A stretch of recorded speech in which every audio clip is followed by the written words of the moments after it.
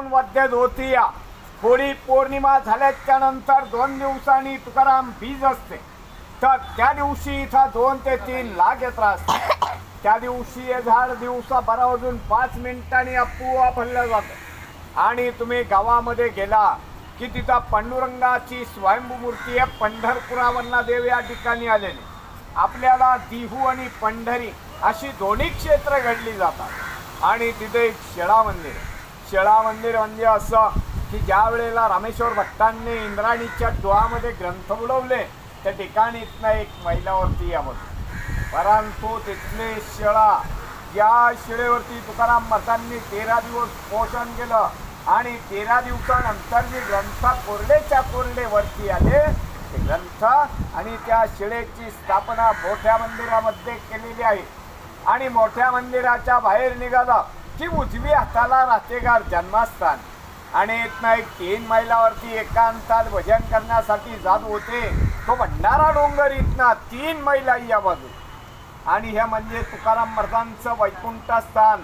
त्यांनी समाधी वगैरे काही घेतलेलं नाहीये. देहासहित वैकुंठाला गेले आणि वैकुंठावरनं 3 वेळा परत आले. तर संताजी गरनाडांसाठी कसे आले?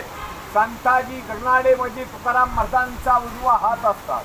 त्यांनी तुकाराम महाराजांच्याकडनं वचन घेतलेलं असतं. वचन असं घेतलेलं असतं की तुम्ही वैकुंठाला गेले तर मी तुमची सेवा करेन, आणि मागाहून जर मी वारलो तर माझ्या दियाला मुठमाती करायला तुम्हाला यावं लागेल. मागाहून ते वारले जातात. वारल्याच्या नंतर तिथले गावकरी म्हणजे ना 5 ते 6 मैल ज्यांचं गाव आहे सुडुंबर म्हणून, तर तिथले गावकरी खड्डा वगैरे खणतात, प्रेत काढायचा प्रयत्न करतात. प्रेत काय काढले जात या पुवा परिवार.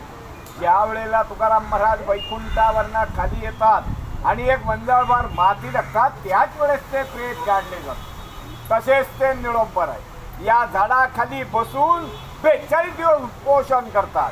तर त्यांचे इथं 42 दिवस उपोषण पूर्ण झाल्याच्या नंतर त्यांना स्वतः पांडुरंग भेटतात.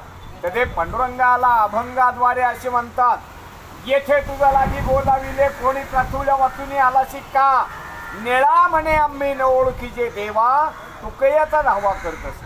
मी तुकाराम महाराजांचा धावा केलेला आहे, तू धावा केलेला नाहीये, तुला मी ओळखत नाहीये, तू इथे आला कसं असे निळोपर आहे पांडुरंगाला म्हणतात.